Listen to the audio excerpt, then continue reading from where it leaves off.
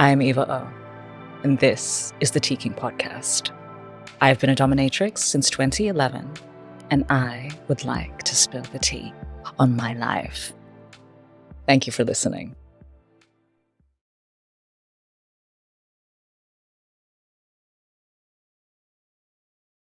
Hello. Hello. Welcome to my sofa.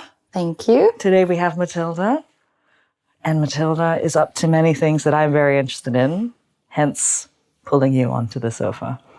Tell us what you're into or up to at the moment. So I work as an independent curator. I also am a PhD researcher, and my topic of interest is kind of the intersections of artwork, sex work, sexuality, and gender in art. My background is anthropology, so I base my curatorial practice very much in kind of social anthropology and this view on humans that you learn through anthropology. And I also worked 3 years for a commercial art gallery, and that has also really impacted my view and interest on this topic. Okay. How did this intersection come about? How did you find the sex workers and our intrigue? So I'm asked this question a lot because I don't have the lived experience of doing sex work. So I think a lot of people are maybe a little bit confused of like how I ended up in this field. So I always answer by going back to kind of the beginning of my interest. So I've always been really fascinated with sexuality.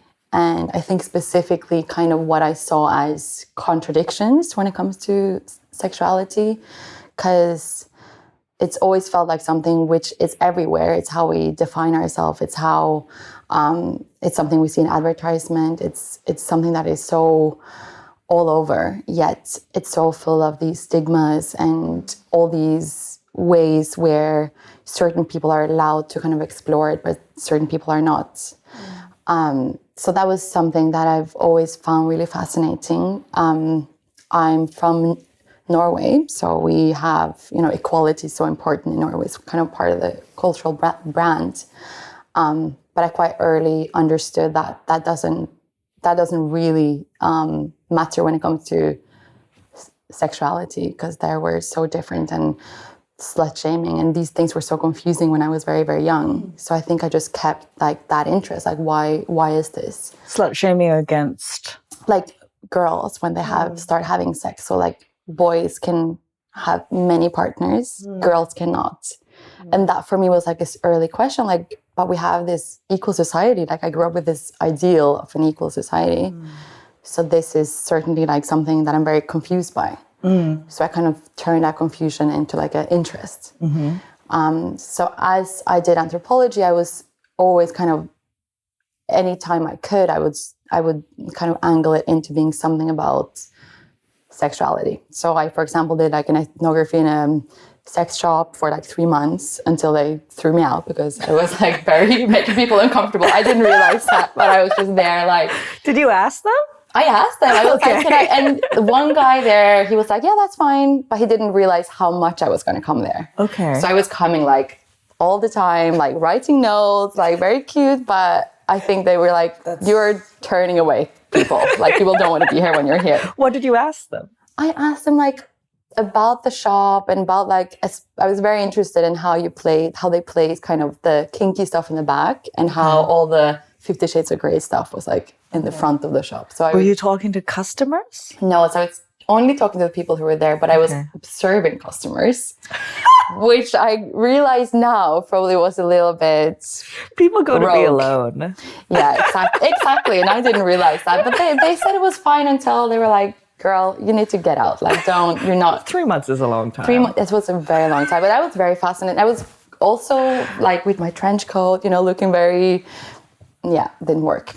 Like you were going to flash somebody. Yeah, it was strange. It was strange. How old were you? 21. Oh, quite young. Yeah. Okay. So you didn't realize that people would feel uncomfortable in that space?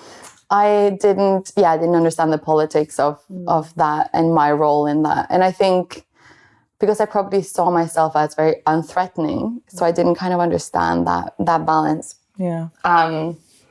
So then from there, I wrote my dissertation on this slut shaming that I talked about earlier, and like kind of unpacking that. And then as I did my master's, I started looking into censorship online, and specifically how like artists who post anything of art that is deemed inappropriate, how that is like taken down very quickly. What year was this? This was 2018. Okay.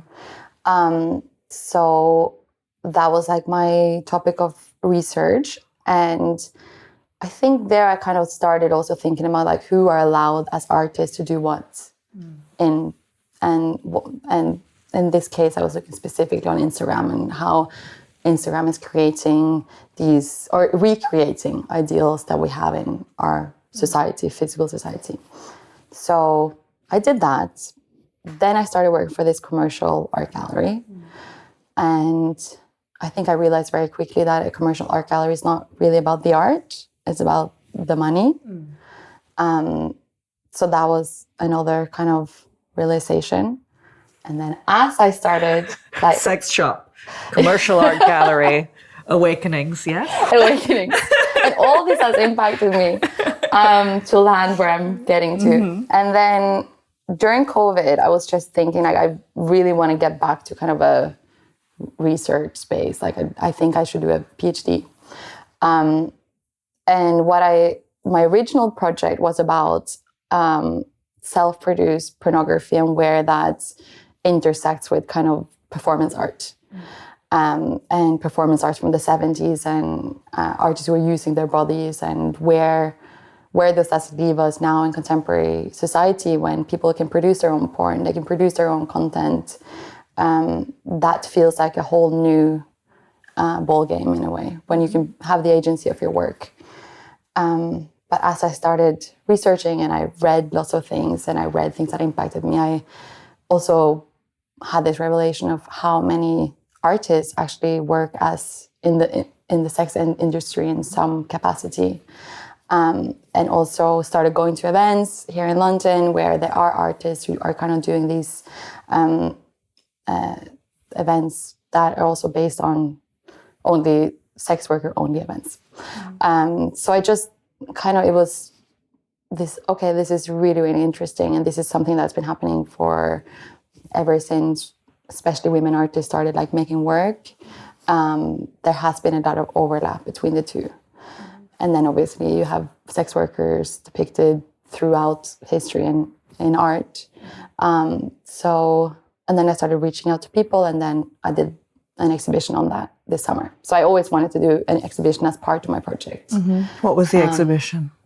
So the exhibition was called Working Girls, which I based on a book that I read by Sofia Giovannetti, who's an American, New York-based artist who writes very honestly about her experience as both being an artist and a sex worker, and how these two interact with each other for her, and how that identity really, for her, is very similar in the two, and how she learns skills from doing sex work that's used as an artist. She learned things of being an artist that's used as a sex worker. So I based my title on that. And that was an exhibition with 10 artists, where one of them was our collective, that where the artist in different, like works in different areas of the sex industry and informs their art practice from that experience. So it was quite, and I really wanted that. I wanted it to be diverse. I wanted to have different forms of sex work within that show. Also to kind of show the big kind of, the many ways that artists respond to that. And were most of the artists in the industry? Yeah. So all of them were in the industry, in different areas of the industry, but were in the industry. And a lot of them had done different aspects of the industry. Was that surprising that you were able to find that many for you? It wasn't really, for me it wasn't, because I spent a year really kind of mapping a community and seeing more and more. But a lot of people ask me, like, how did you find that many people? And I just feel like this is actually very few because there's so many more. Yeah. This was, I mean, when I first came to the industry, I was quite ignorant, naive, didn't really understand the people that were within it, just kind of jumped in. And I came from more of a corporate background. I did start off my professional life as a performance artist, but that was a long, long time ago now. Oh, really? And that quickly transitioned to production. But the amount of people who are able to take amazing media because of their art backgrounds for their work is pretty outstanding. I'm the kind of person who's like, yeah, that photographer looks good. Let's just go for it. But a lot of people have very clear visions for how they want their sex worker profile, their identity to look, how they want their spaces to be. They are very much in touch with an aesthetic and an approach. And that was surprising for me. Absolutely. And I think this was an early conversation I had during my PhD when it was still on kind of OnlyFans, was this, or self-produced pornography, was this idea of how we speak about sex work and how it's spoken about as something that doesn't involve skills. And I had this conversation with my supervisors, like, but why do people think like you're just taking your clothes off and that is it? Like, obviously there are multitude of skills within that, and skills that you have to learn and that you have to be really, really, really good at. And that's what a lot of sex workers also tell me, like they have to be their producer, the promoter, everything. Like absolutely everything, and the aesthetics that takes. And so it was, once I started having those conversations, it became very obvious that it was a very creative practice in different ways and for different people, depending on what area they were in. But there was definitely this kind of thread of creativity that was used within it. And that for me was really interesting. But once you realize that, it becomes almost like very obvious. Like, of course, there's so many potential aspects for you to be creative with. And I see a lot of visual artists who are within the industry and who obviously have that ability to create that aesthetic for themselves or that direction for themselves. But I also feel like there's something within the practice itself. You know, there's an art to interaction. Absolutely. Also, and headspaces and weaving, at least in dom work. I find that escorting work, it also involves a lot of artistry and making somebody feel the comfort and the closeness. But I feel like the range is larger in my dom work, in that I can also reach into fear, terror, despair. But so you started as a performance artist many, many years ago. Do you think, has that impacted your... I mean, my family is we're primarily Asian. So if you put us next to maybe a Western family that you would describe as theatrical, it would still look subdued. But for us, they were quite theatrical. They were very aware of their bodily movements and tones of voice, and they were very playful with it. So I think I come from a space that knows how to push into those spaces anyway. And then that leads you into thinking that performance art is an option. Rather than it only feeding me the other way around. Do I feel like it's brought me... Surprisingly, I think it's the research work that I used to do that lends more of a foundation to my work as a dom, because I think I'm very curious as to where heads can go, where minds can go. And I kind of knew how to bring out answers back in the day, but now it's like I learned how to bring out emotional states. Which also is kind of in an answer. You kind of need that in an answer, of course, but you can really lean into it.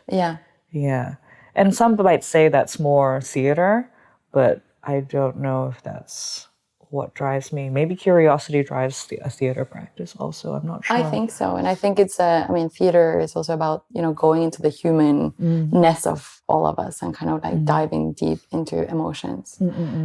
And so maybe I need to do more theater classes to get a framework to the madness.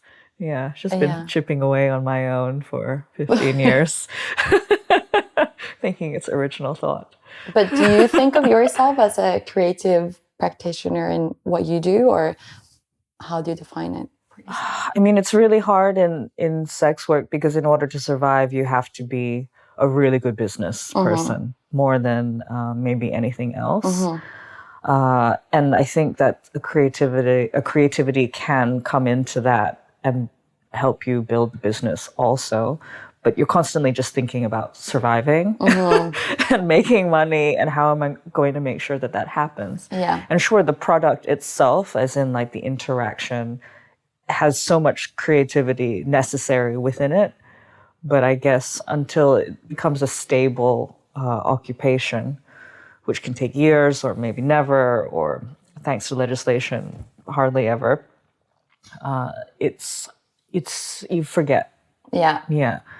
How much creative possibility lies in there. It's always this undercurrent that drives me to keep going because the satiation doesn't happen otherwise. Because, when you're in a space with somebody and you're collecting all this information about where you could take them, how they're moving, what they're saying, how they're looking, where they're looking, where everything, it's all of these parts. And then you're starting to draw a thread and bring them somewhere else.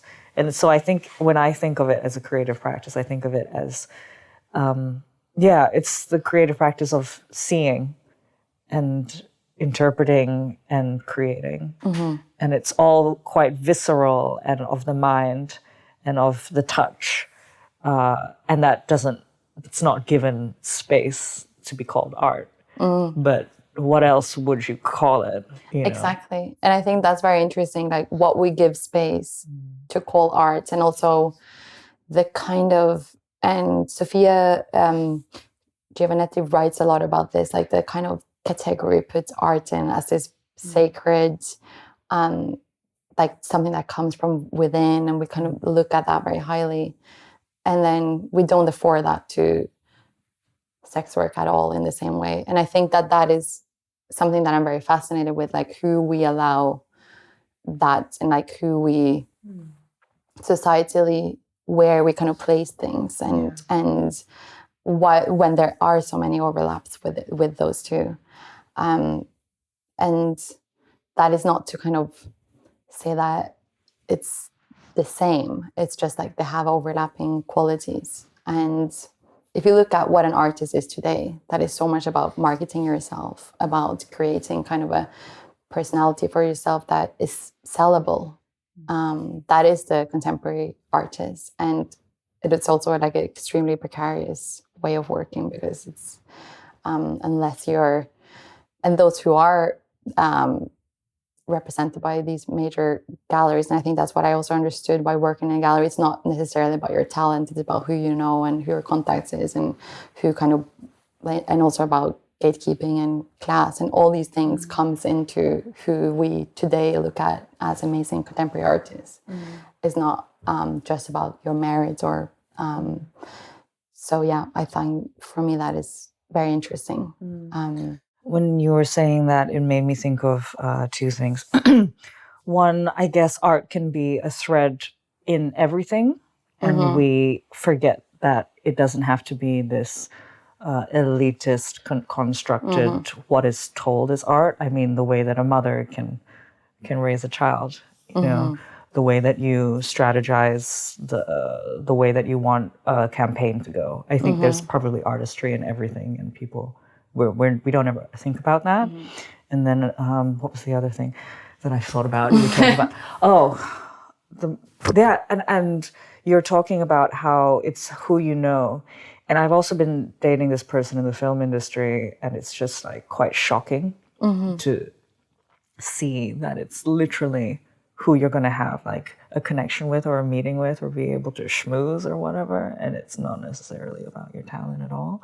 And it's almost as if, because we're so sidelined in the sex industry, that there's almost more room for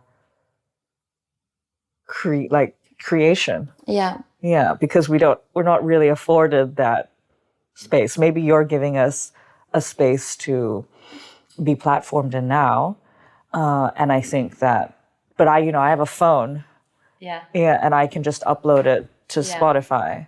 It's like, and that's how it's just, there's not really as much gatekeeping that's happening because people have not commodified it in a formal way yet. So it's almost like it's ripe for that potential creativity.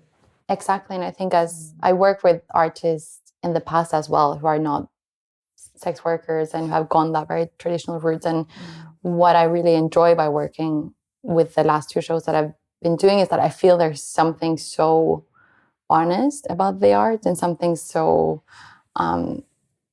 there's something about that experience where I think as a sex worker kind of see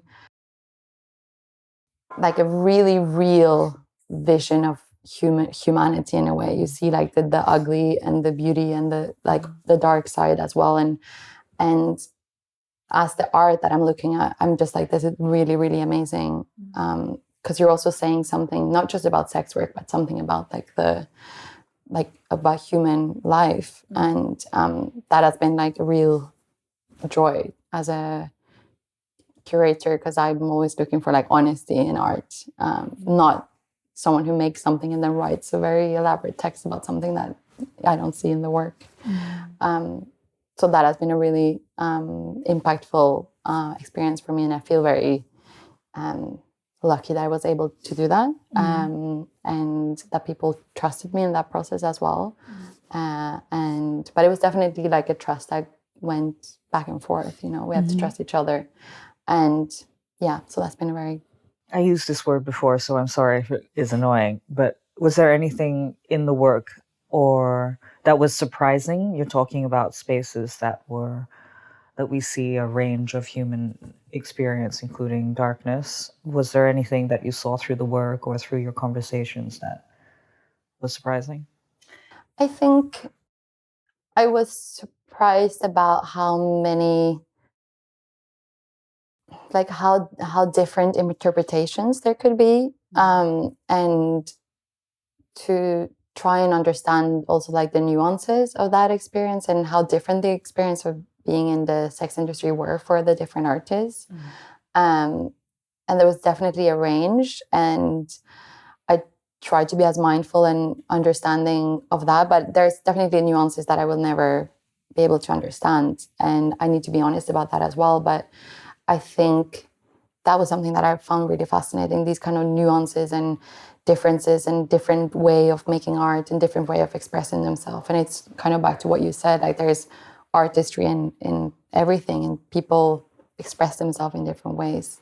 And that was really fascinating. And I think also sex work is often put into, it's not allowed to have these nuances. It's like put into either it's for this empowerment project, or it's for this you're a victim of your own experience. And I think for me it was so important to kind of unpack how it's neither, or it can be both. It can be so many more things. And that's what society needs to kind of grasp, that it's not black or white or one or the other. I mean, that's why I bother to do anything public facing. Because I guess there's a story that's told for us as opposed to ours.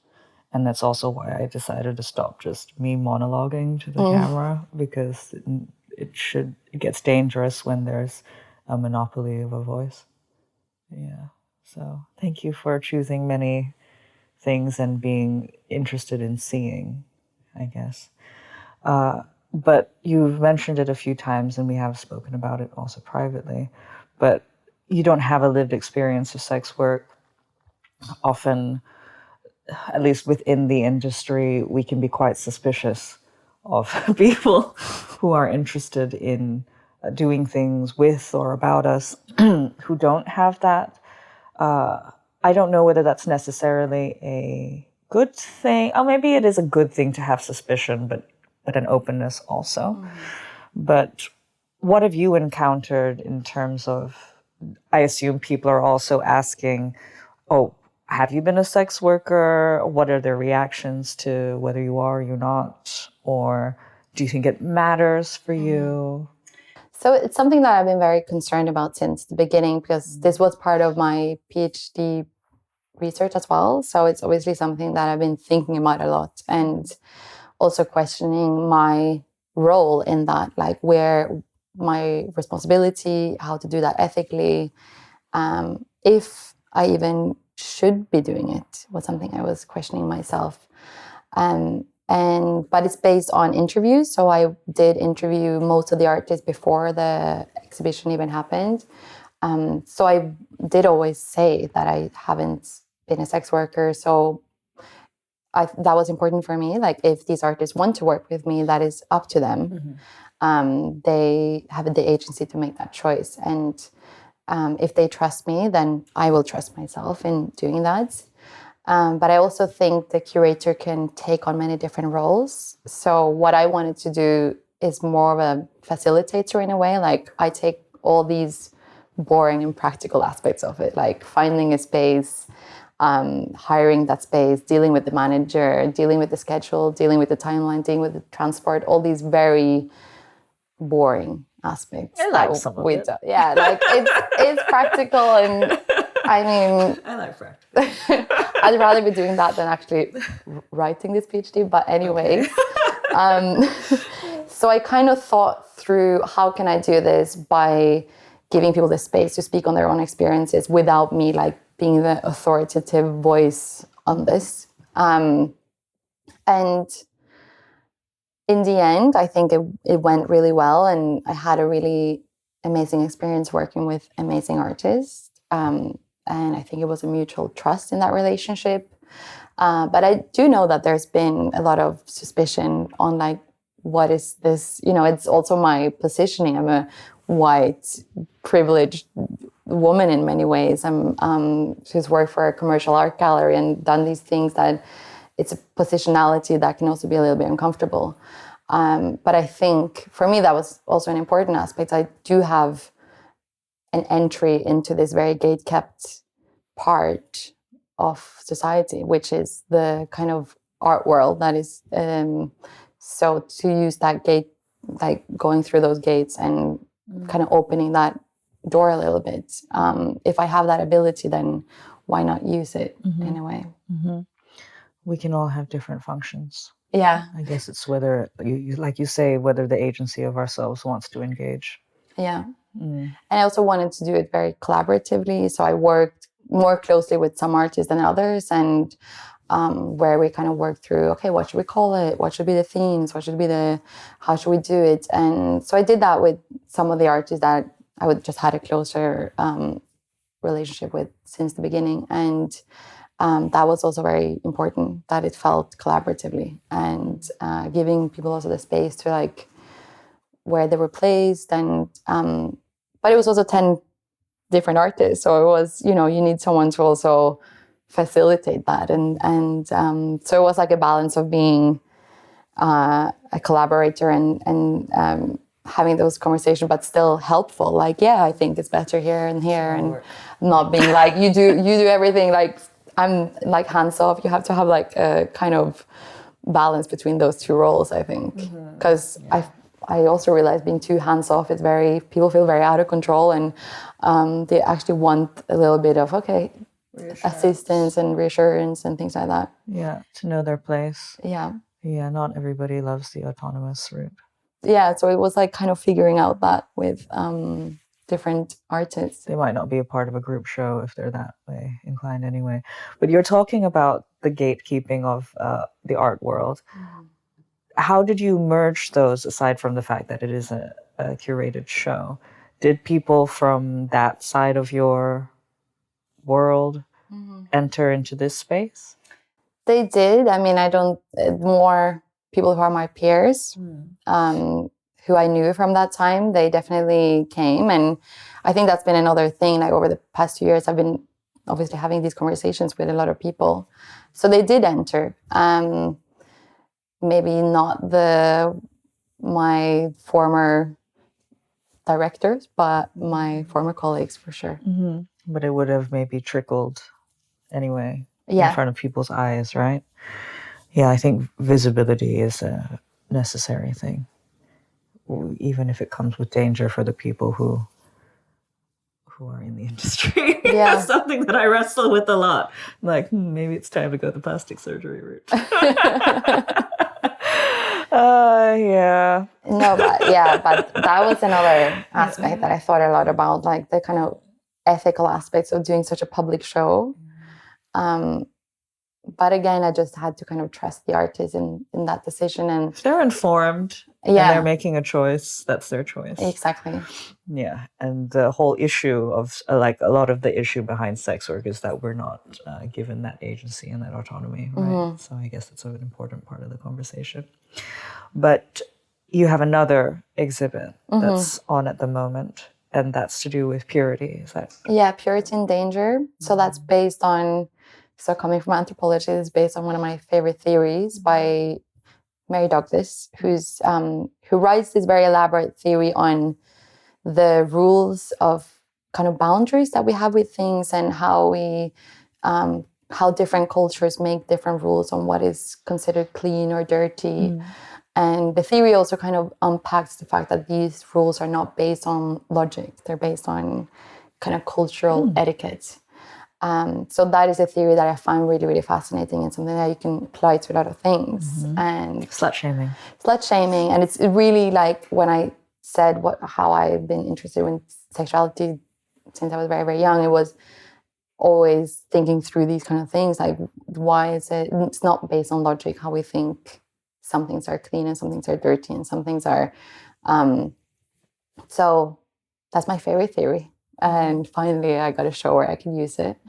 So it's almost a part 2 of the Working Girl show, although it had different artists and a little bit of a different kind of angles. And I think all the artists kind of are on this topic a little bit. So that opened on Friday. So please go. Yes, I will. Guts Projects, part of Guts Gallery. So yeah. And purity. Have you discovered any ideas around the puritanical nature behind sexuality that are cohesive enough to communicate in a podcast form in the next few minutes? That is just really, really fascinating to me, because there's so much to unpack there, and it's so much that it influences so much. And if you look at, for example, our history, the way that the nude woman, which is probably the most depicted aspect of like Western art, is depicted in a way where it doesn't, it's like on this boundary right before it becomes kind of pornographic. It's always like very contained. There's no body here. It's always very like pale, white, and beautiful. It never looks in your eyes. So you see these aspects of like where we have shaped this idea of like what is pure and what is like pure woman body, for example.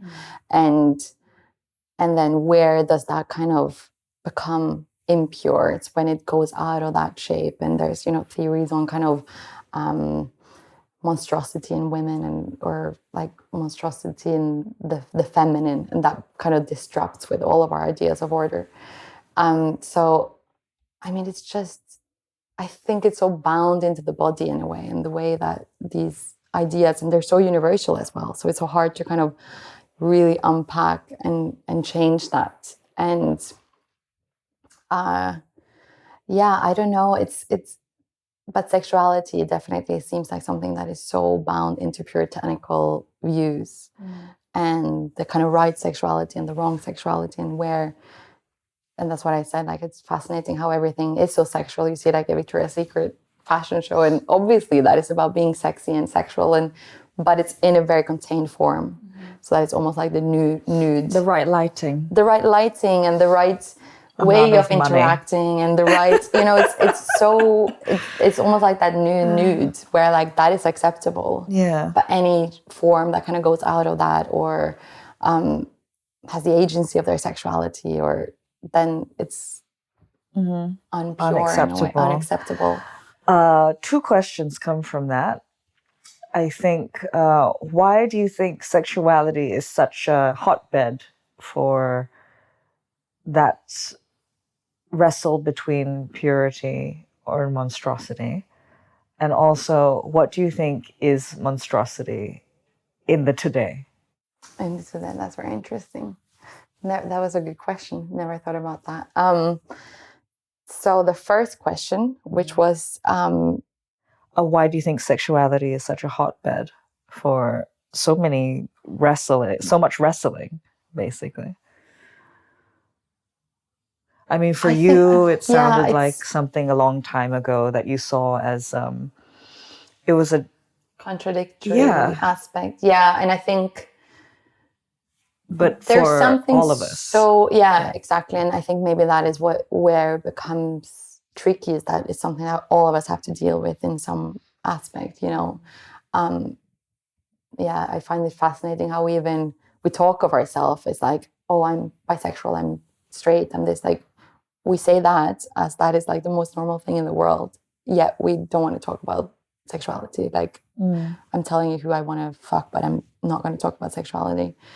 But why exactly it's sexuality? It might be because it's something so slimy and real, and it kind of it impacts us so much in our life. I mean, it's everything in one. It's dark, it's beautiful, it's disgusting, it's everything in one. Maybe it's also something about the fact that without it, we don't exist. Exactly. And it's just so important. And it's like we're kind of surrendering. We have so many ideas of what our identity is, our daily experiences. But at the end of the day, the fucking is what kind of brought it about, you know. Absolutely. And without it, it ends, at least right now. Maybe that will change with science or whatever. But maybe it's also like how much it hangs on that. Yeah, and it feels like fragile. Exactly, it's a very fragile thing. And I think back in the day it was a very practical thing. You had to control it in that society because, I mean, you needed to know who was the father of the child. You needed to control like who had the property in certain places, and it was like a very practical aspect. You had to control sexuality, to control population, and to control families and structures. Now that is not the same issue anymore, but you still see sexuality as something very tricky and fragile, and the history lives, and as assumed culture. Exactly, as assumed culture. And yeah, it's hard to kind of really unpack what that is today. But another PhD. Please, I beg you, don't make me. But it's very hard, and I think I'm always trying to unpack that, but there's no answer to it in a way. And also because it's almost trickier now because it's not that obvious, and people talk about it as not a non-issue, but then you feel it and you see it in the way that people talk about things and the way that your friends talk about their sexual encounters, like, or yourself, like you see the way that impacts your idea of people's own view on their own sexuality and boundaries and what is acceptable and not. So somebody must have tried. The history of sexual repression. There's definitely, I mean, you have like Foucault tried, but I was like he forgot women, and yeah, there's people try. Okay, good. I'll have a look, but I won't make you do another PhD. And then the other thing that came up for me was, what do you think is considered a monstrosity of sexuality or in general now versus purity? Yeah. If Victoria's Secret was this concept of sexuality, but in a palatable form. I think it's anything that discresses with the very structure of like straight sexuality in a way. I think that is considered anything that is a little bit outside or or even honest about sexuality, it's considered a little bit of a monstrosity.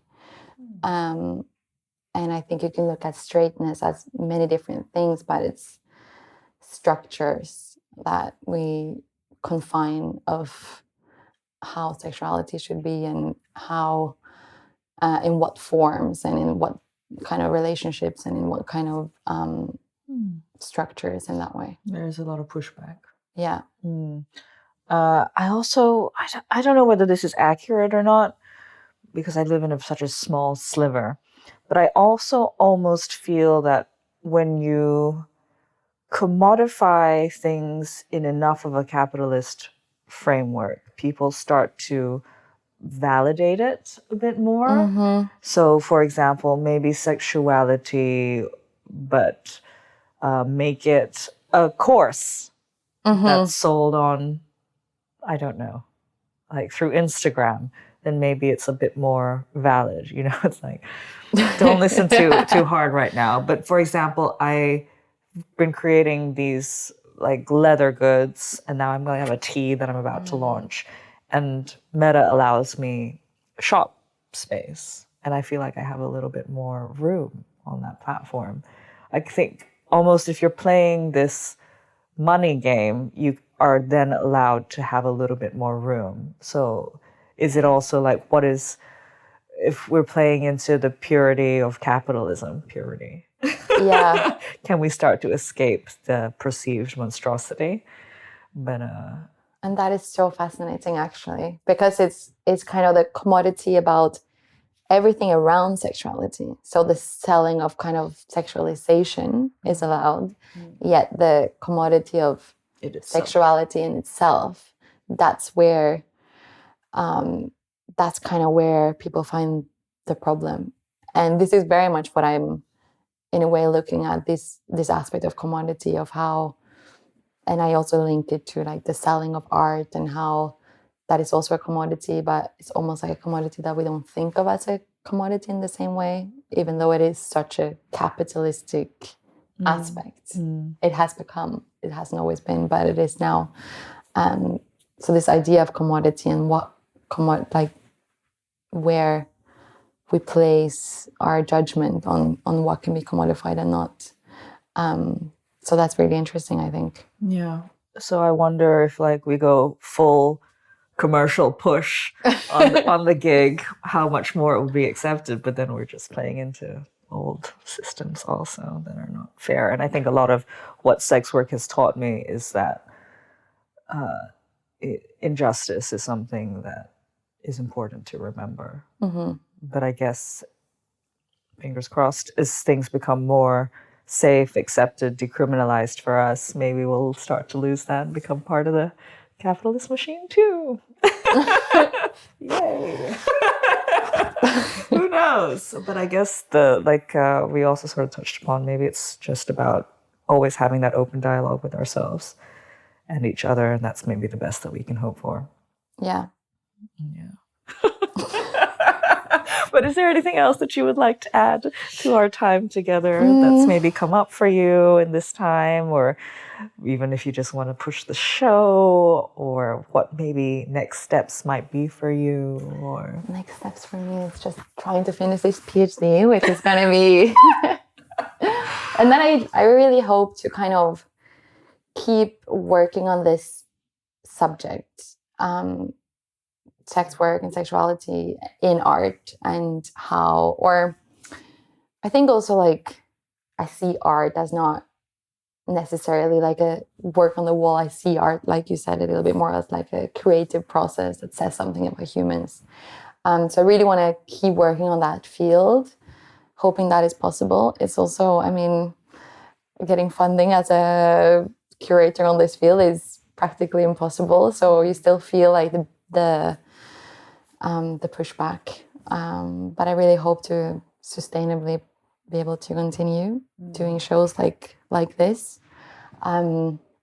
what's interesting for you about the shows, or what does it give you to create them? It's first of all, I think it's a very interesting field. I can't believe there has not been more things done on it. But I think, I mean, for me, it's like the aspect of sexuality that I find very interesting because it is such a human aspect of all of our lives. But yeah, it has been, I've never worked with such an amazing group of artists before and like such honest and amazing art. And I think like that's been like, as a curator, that's what anyone wants. But I'm also hoping that more curators who have done sex work and start doing shows, and I really want to see that. I think that would be really, really interesting and probably come with a lot of nuances that I wasn't able to come with. But it's all about starting somewhere, and then hopefully that's gonna kind of create a path for other people to also go into. Yeah.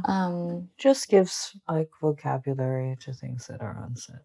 And then I also hope to see artists who have been in the sex industry in museums and like big shows, because there's so much art done on sex work, but there's no art by sex workers in museums. Sure lots of them have been sex workers. I mean, you have Nan Golden, and you have lots of, but they aren't really. There's people who are not telling. They're not telling. I mean, Nan Golden came out, I think, 2 years ago, and you can see it so obviously in her work throughout her career. And there's lots of other artists, but contemporary ones kind of recognized and put into museums, and that's what I hope to see. Yeah, I wonder how that will come about. Maybe you'll have an agency. Yeah, I mean that's the thing. You see it in museums, and it's so censored in a way. I mean, even though it's there, I saw like the Women in Revolt, which was an amazing exhibition. But they, for example, showed Così Tutti, who's this like iconic performance artist of the 70s, who did lots of work as a sex worker and did lots of work on that. And her tutu, so she was always in this white like tutu, which was in like rock shows, and obviously must have been like super dirty. And at the Tate, it's displayed in this like beautiful case, like white, and it just looks pristine and as a new tutu. And I hope to see a little bit more like honest. I wonder why they did that. It's such a missed opportunity. Exactly, it's because it's like and they showed some videos and stuff, but it's not. For me, it felt like you're missing part of what that work was about. So, I'm hoping to see less censorship and more. They were scared of the monstrosity. They were. They need to do more dom sessions. Exactly. Yeah, exactly. Lean into it. Yeah, exactly. I don't know. Maybe when big museums do it, it also becomes a little bit less sexy as well. I don't know. Careful, right? Yeah. They have to protect their funding and blah, exactly. Blah, blah. And that's another thing. The funding. They need to open up for dissent. Absolutely. I think that's important. Yeah. We are a little bit luckier in London than absolutely. Yeah, come from. but yeah, there's always conversation to be had. But thank you so much. Yeah, thank you so much for coming by and letting me discover. And I guess maybe they'll be around too when you're free of your PhD and there's another thing in the works, perhaps. Absolutely. Thank you for listening. Thank you. And speak to you next time.